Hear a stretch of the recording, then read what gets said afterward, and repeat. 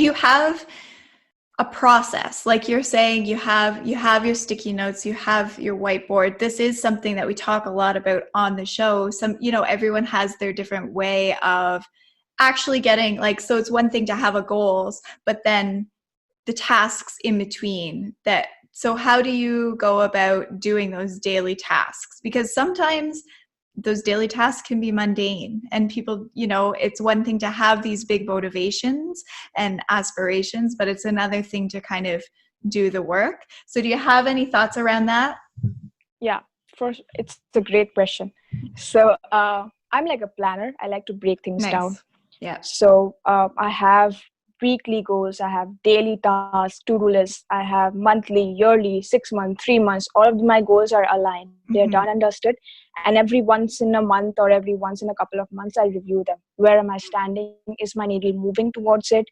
Am I getting kind of flooded in the process? Am I moving towards the direction I'm supposed to move? And then on a day-to-day basis, like the night before, if I have a call with you today, the night before, I'm going to write down all the stuff that I have to do tomorrow. If it is like 2 to 3 things, I can remember it in my mind.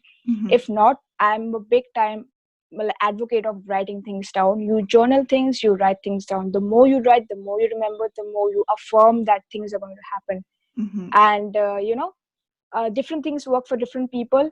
Like I used to always joke that the first employee of my company will be my PA, because I keep missing calling people back, responding to emails, and I know those are important, but my PA is going to take care of that.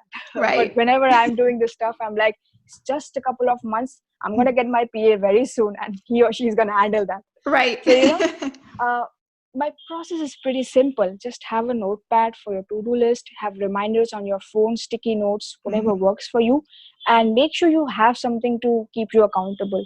Sometimes it could be a movie, a treat, a night out with friends, a holiday you've been planning, anything that keeps you motivated, short-term things, or buying that dress or a phone or anything that keeps you on, and working towards it. Giving yourself some treats in the middle.